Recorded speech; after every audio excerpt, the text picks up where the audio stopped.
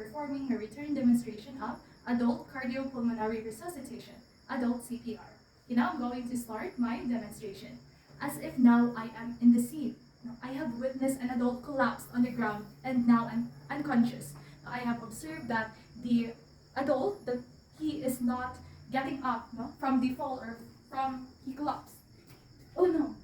But the first thing that we're going to do here before we approach the victim is to check the scene, if it's safe for us to get to the victim. So check for scene safety. And also if you are knowledgeable that there is a presence of pandemic going on or any communicable diseases nationwide or within the community, then we have to don our personal protective equipment, PPE. And also, if we have observed from the scene that there is an exposure of hazards going on, of course, we have to don our PPE. As what you can see, I am actually wearing one already for the sake of this video, for this demonstration.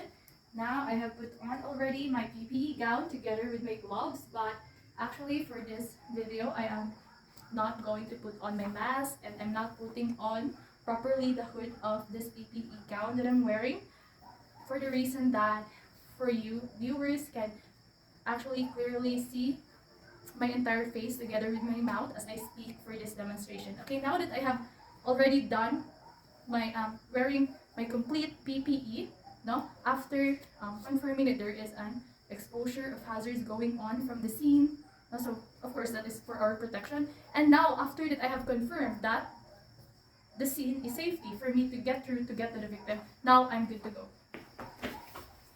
Sir, are you okay? Sir, okay lang ka? Sir, are you okay? Okay, as what you have observed, as soon as I arrived to the victim, what I'm actually doing is I'm checking for the responsiveness of the victim by tapping both of his shoulders and calling out his name and on both of his ears. Okay, so what we are actually looking for here is, of course, for the person to respond from what we are doing. Now, so, consciousness check. We want to know if the person is conscious or will wake up from what we are doing. Okay, so I'm just going to run through with that. Sir, are you okay? Sir, okay lang ka? Sir? Okay, if the person has no response, then that's our key to call for help and activate the emergency response system. Help! Call 911 or the nearest hospital here, now! Call now! Okay, after that, I'm going to proceed in clearing the airway of the victim, by tilting his head upward or chin backward like this. That clears the airway of the person. And I'm going to proceed, or this is the time that we're going to check the breathing. So what we're looking for here, if there is a rise and fall of the person's chest, because that indicates respiration. And also, then we're going to be checking if there's circulation, so we're going to check for pulse. So I'm going to demonstrate those three right now. So, going to proceed in clearing the airway, checking for breathing, and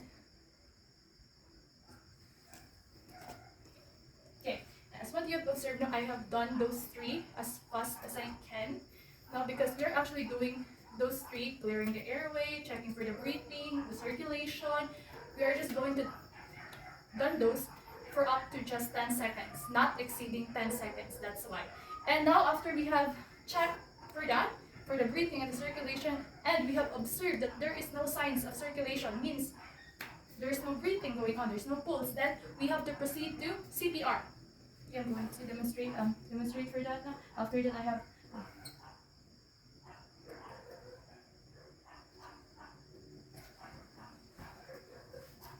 one, two, three, 4, 5, 6, 7, 8, 9, 10, 11, 12, 13, 14, 15, 16, 17, 18, 19, 20, 21, 22, 26, 27, 28, 29, 30.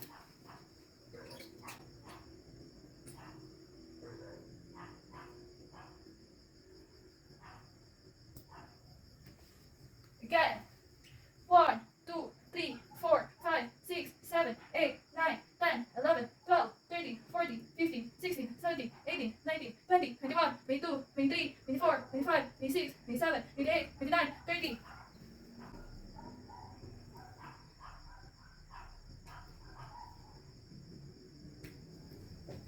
Again. 1, 2, 3, 4, 5, 6, 7, 8, 9, 10, 11, 12, 13, 14, 15, 16, 17,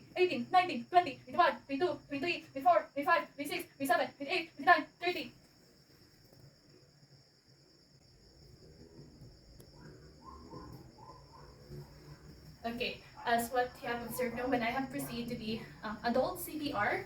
So in in providing high quality CPR, of course in adult CPR we are using both of our hands, placing our dominant hand against the chest, no, our strong hand, then over our non-dominant hand.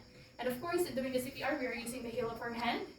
And in giving high quality CPR, as what you have observed, we are giving adequately, or our aim for this is adequate rate of 100 to 120 compressions in a minute. Okay, so that's why, as what you have observed, I have already given 4 cycles. So I think we have aimed for the range of compressions in a minute now, no, because we are using the 30:2 compression ventilation ratio. And of course, in placing our hand while doing the adult CPR, the area of compression, of course, we are just going to locate or trace the nipple line, and we're just going to be at the center and halfway to the sternum. So that means from the nipple line in the center that we're going to be going down 2 centimeters, and that is our area of compression.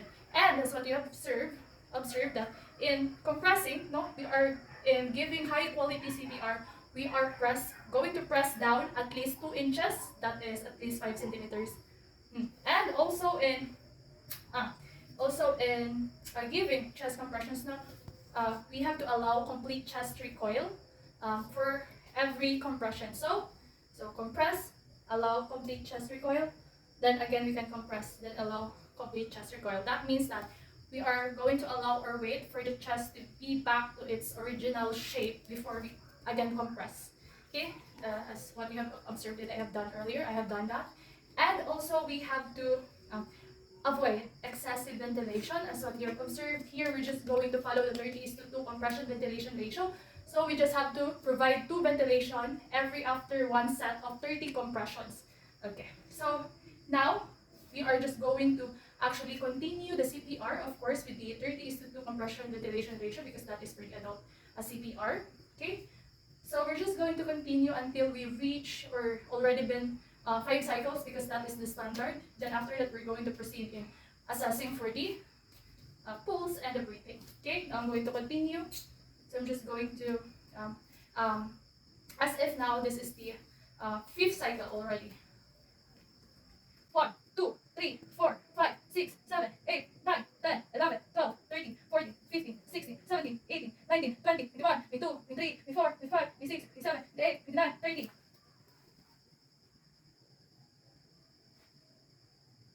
Okay, so now actually after the 5 cycles of CPR, because that is the standard, then let's say now, or we have already been doing 2 minutes of CPR, then now we have to, as what I said, assess for the breathing and the circulation. So in doing that again, we're just going to need to do that in not exceeding 10 seconds. So 5 to 10 seconds is the time that we have in doing that. Okay, so checking for the breathing and the pulse. Okay, and if the help that we call, or the help arrives now with the AED device. Okay, now that the help arrives, we're going to use the AED actually as soon as it arrives. Okay, so in using the AED, first thing of course we're going to turn on. Okay, now it's turned on. Then we're going to next attach the AED. So attaching it, we need to of course be clearing the shirt so that his chest is exposed. And if it's wet, we have to dry it. And if there's an excessive hair going on in his chest or in his anterior, have to shave it off with a razor. Okay, so now that the chest is exposed, I'm going to be attaching the pads. This is how to correctly attach the pads. Okay, actually in the actual equipment, in the actual pads of the AED, there is actually an image there, no, as our guide of where it is actually that side of the pad will be attached, or the location of it to be attached in the body of the victim. Okay, so this is actually called, no, this placement is the anterolateral, because this is the preferred placement of the pads, because there is two, the anterolateral and the anteroposterior. So we will be attaching the pads at the back of the victim. Okay, now so that I have correctly now attached the pads, so now I'm going to clear the victim before we proceed and analyze it for the AED to analyze the heart rhythm. Okay? Okay, now clear. Okay, that means that we have clear means that we are ensuring that there is no one touching the victim, including myself. Okay, and now I'm going to turn on the analyze button, and this will actually take 10 seconds for the device to analyze the heart rhythm of the victim. Okay. Okay, now the 10 seconds is up. When the device actually advised for a shock, then we have to clear the victim again. Clear. And now I'm going to push the shock button. Okay, and actually if the device now doesn't advise for a shock, then we're going to be proceeding to the CPR. Okay, ready? 1, 2, 3, 4, 5, 6, 7, 8, 9, 10, 11, 12, 13, 14, 15, 16, 17, 18, 19, 20, 21, 22, 23, 24, 25, 26, 27, 28, 29, 30.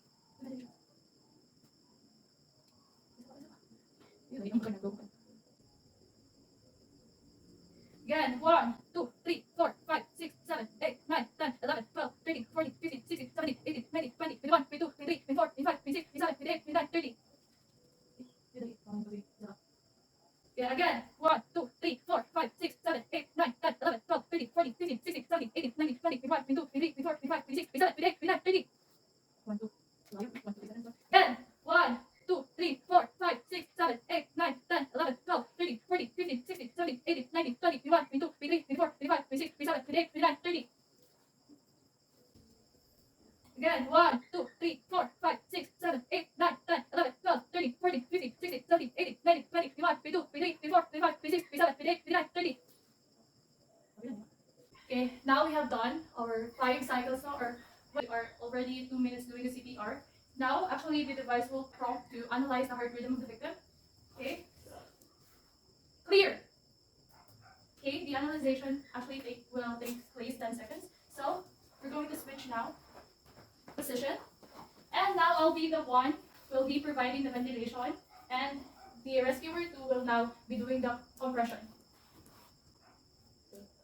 1, 2, 3, 4, 5, 6, 7, 8, 9, 10, 11, 12, 13, 14, 15, 16, 17, 18, 19, 20, 21, 22, 23, 24, 25, 26, 27, 28, 29, 30. Again. 1, 2, 3, 4, 5, 6, 7, 8, 9, 10, 11, 12, 13, 14, 15, 16, 17, 18, 19, 20, 21, 22, 23, 24, 25, 26, 27, 28, 29, 30. Again. 1, 2, 3, 4, 5, 6, 7, 8, 9, 10, 11, 12, 13, 14, 15, 16, 17, 18, 20, 21, 22, 23, 24, 25, 26, 27, 28, 29, 30. Again. 1, 2, 3, 4, 5, 6, 7, 8, 9, 10, 11, 12, 13, 14, 15, 16, 17, 18, 20, 21, 22, 23, 24, 25, 26, 27, 28, 29, 30. Last again. 1, 2, 3, 4, 5, 6, 7, 8, 9, 10, 11, 12, 13, 14, 15, 16, 17, 18, 19, 20, 21, 22, 23, 24, 25, 26, 27, 28, 29, 30. Okay, now after 5 cycles, then we're going to be exchanging positions again if it's already been 2 minutes doing the CPR. Okay, so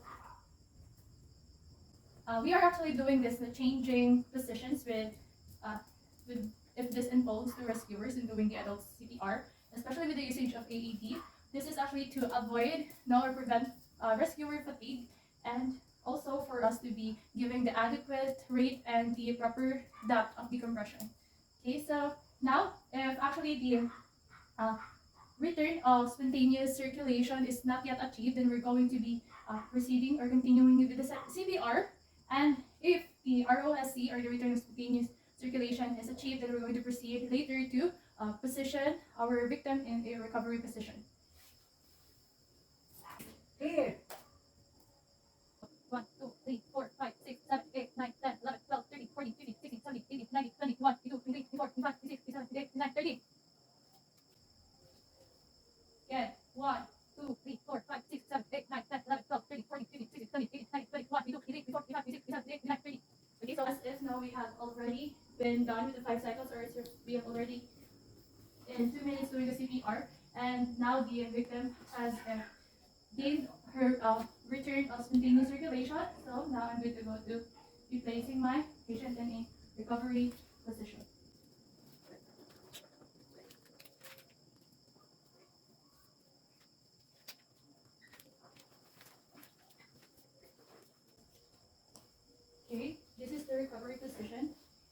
we are actually um, making the person position this way with her legs are positioned like this. This is to keep the patient in rolling over in this direction, and this is to support his head.